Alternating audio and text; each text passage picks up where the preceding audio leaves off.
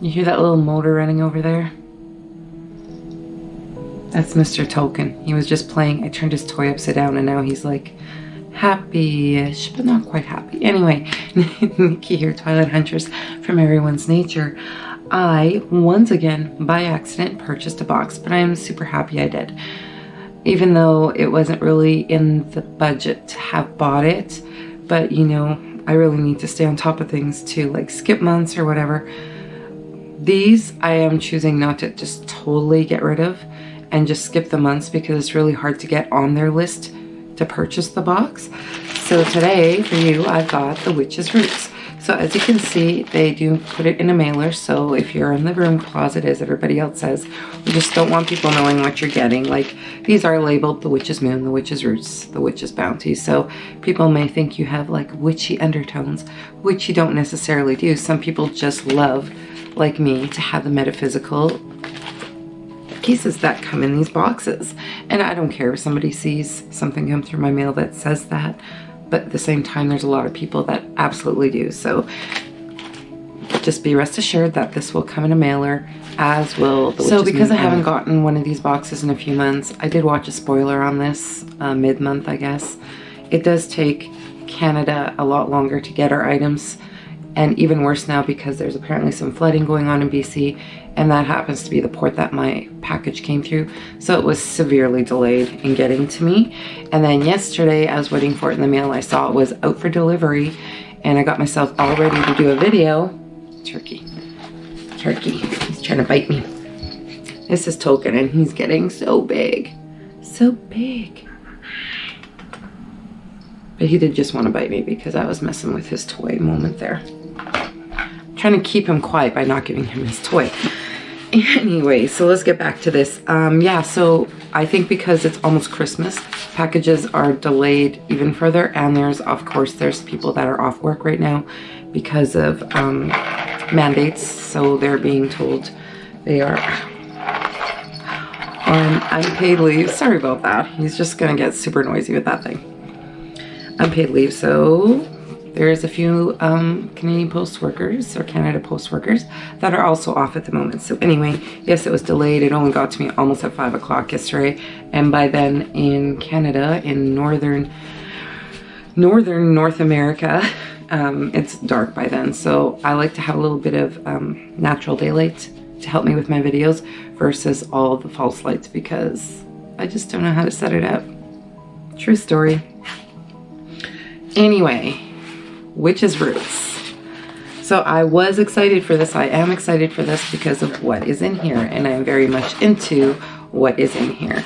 So let's just take a look at the box first. Like, it's got, I don't know why I just said like, that made me sound like a teenager for a moment there.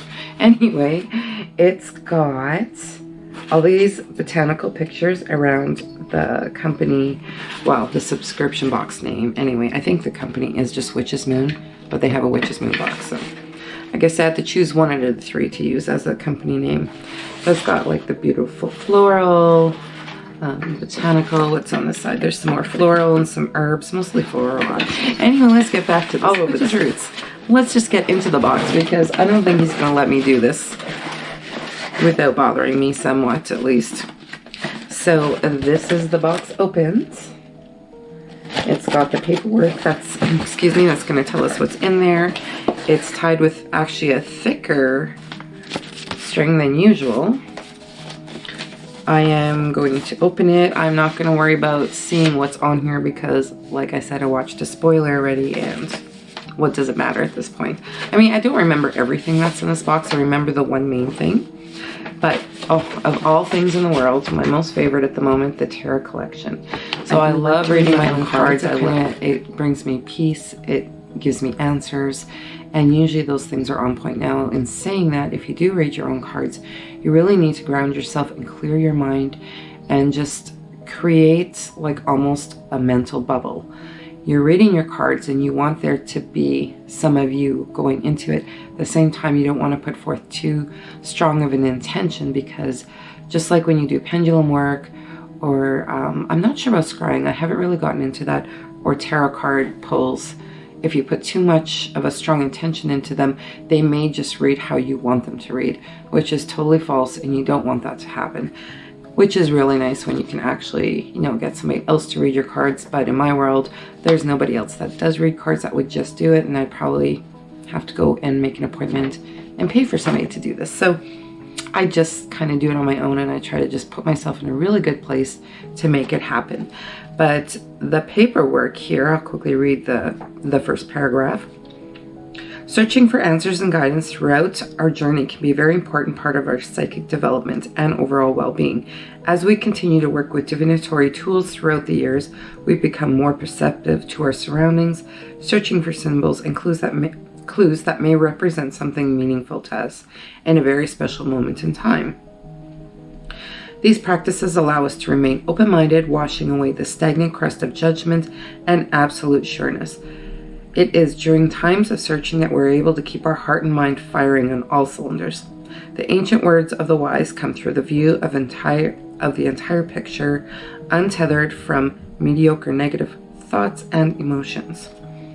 Know that the answers you seek are just beyond your field of view. In this very special collection, we work with wonderful tools to help refine our psychic sight and internal compass. So super excited about this box. I was probably meant to buy it by accident on purpose, if that makes any sense. So the first thing I'm pulling out is kind of, it's a tarot card. What do they call these?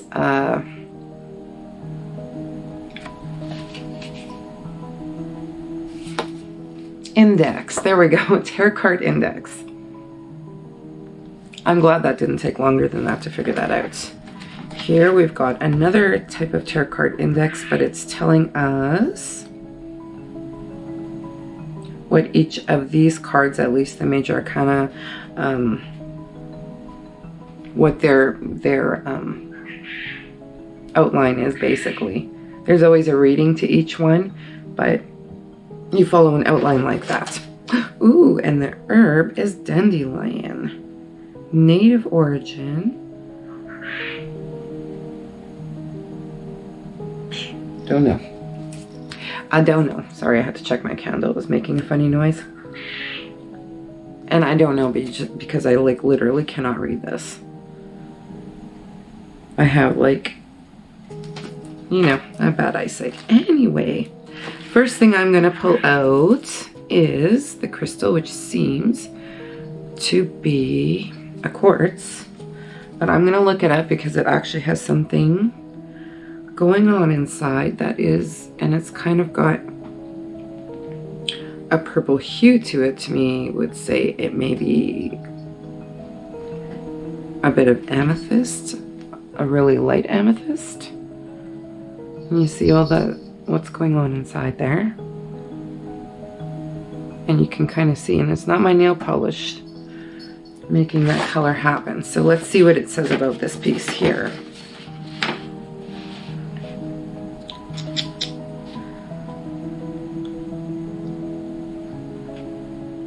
Here, oh yeah, it is an amethyst crystal. It's really clear though. I'm not sure what that means, but it's an amethyst crystal. And what they have got to say, and this is my birthstone, my birthday is in February, so I just thought, there we go. Prized for thousands of years for its beauty and ambient energies, amethyst is one of the most well-known crystals used in modern practices. In addition to being known as a royal stone, the Greeks believed that amethyst would prevent anger and confrontation between two frustrated parties.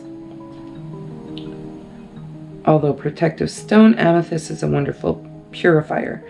For divinatory practices, take the time to resonate or meditate with the amethyst stone included within this collection to clear your mind of any clutter that may hold you back from being connected with the messages you receive. So it is a really pretty piece. Like, I've never seen amethyst like this. I kind of like that there's the little pieces going on inside there, and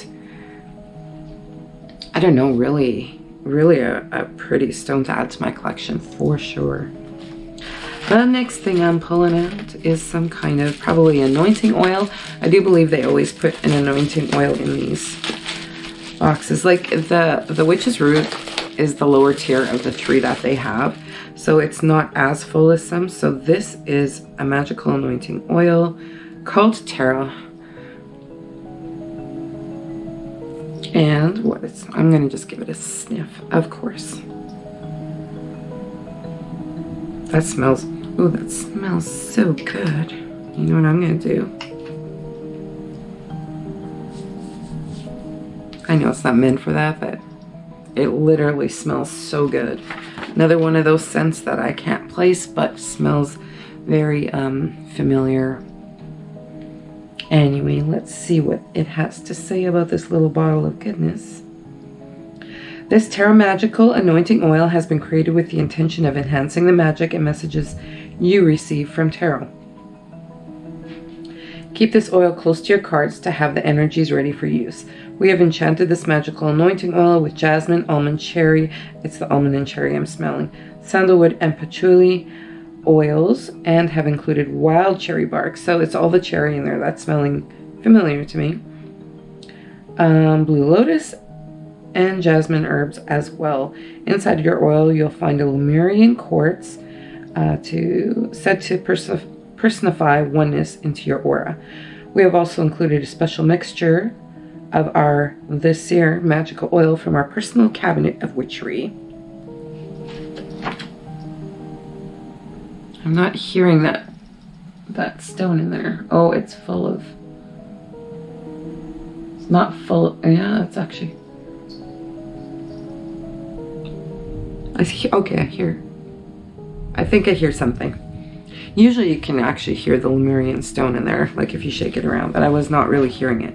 So I love that. And what is the color of candle? Purple, my favorite color, purple. I am just all about purple. Like usually when I do my makeup, it ends up in purple shades. I just can't help it.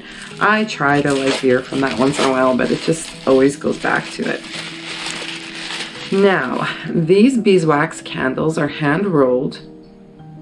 Smell amazing. I like beeswax. It's been said over and over again, but this is what I do. I warm it up. There's a seam right here, as you can see. I warm it up, open it up a little bit if this is what I want to do, if I want to change the intentions of the candle or make it into something I really need. I unroll it just a bit. I'll add oils. I've actually added crystal chips, herbs, anything. You can add anything to this and put your own intentions into it before you burn it for any kind of ritual or just burning in general, just to like clear or whatever you choose to do with this. But I love the fact that it's purple, and I'll probably end up burning this sooner than I have with any of the other candles I've gotten. I actually have a few candles I just haven't even touched yet. I just haven't felt the pull to use them. And I'm going to pull something out of the bottom here, which is called a Dark Night. It is incense sticks. And I wouldn't, smells very good. I wouldn't mind lighting one right now, so I think I will do that. I have an incense burner, a stick incense burner I just came across again. I've had it for a very long time, but it's missing one of its little, oh, I think I pulled both of them off. So it was missing 2 of its little feet. It's a goddess on there. It's got crystals. I actually had to since glue, I think it was this crystal back on, this clear quartz. It's so pretty though. I really, really like this. But I'm just gonna light up some incense and burn it while I look at the rest of what's going on in this box.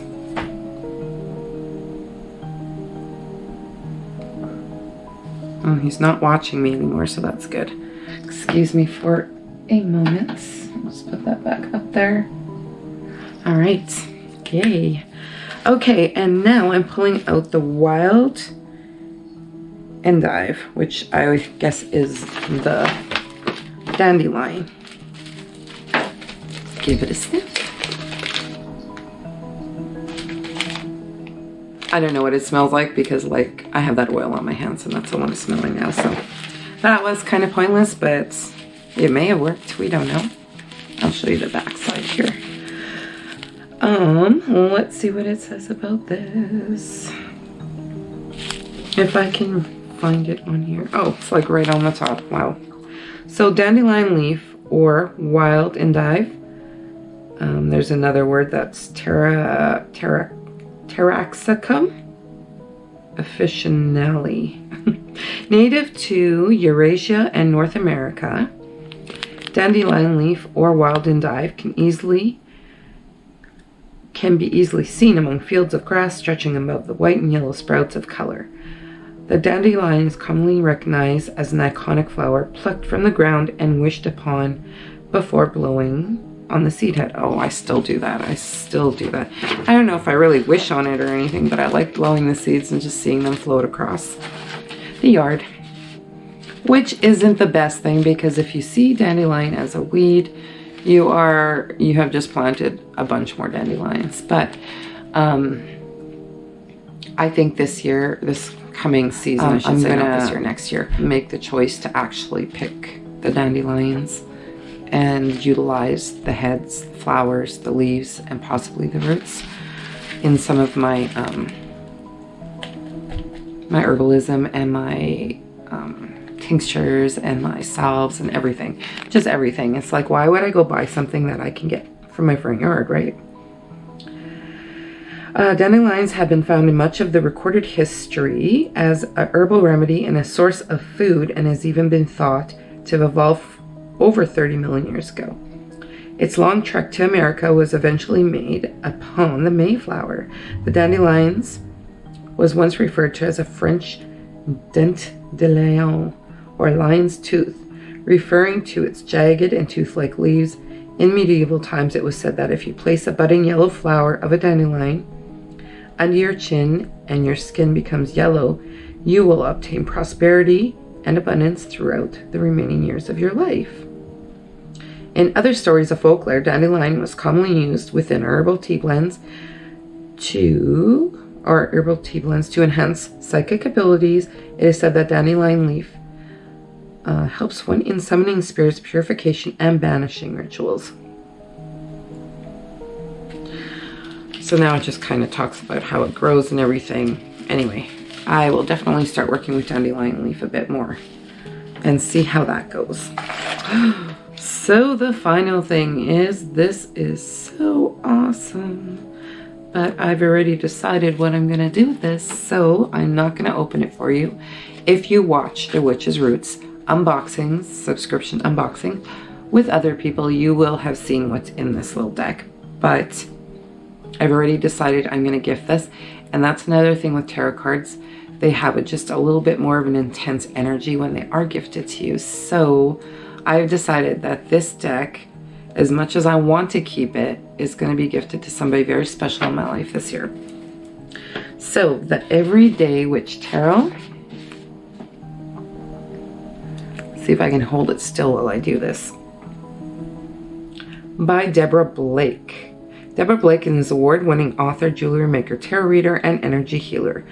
The talented Elizabeth Alba is an illustrator. Oh my goodness. Learn to speak, Nikki.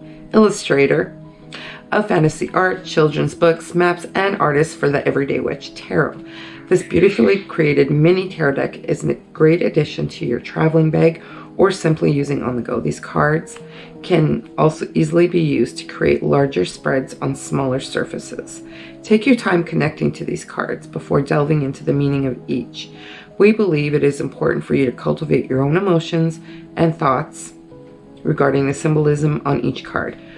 We cleanse our cards before and after each reading, we cleanse our cards before and after readings and meditations. If you're new to tarot, take your time. Tarot is a lifelong journey and is not meant to be understood right away. Become comfortable with your cards as you delve into the personal meanings of each. Some prefer not to have others touch or handle their cards, as to not transfer others' energies, meanings of each. Energies. There we go. There is no video complete in my world unless I actually screw up something. So that was all that was in the box. It talked about these a little bit, so the minor and the major arcana. And it should say something here.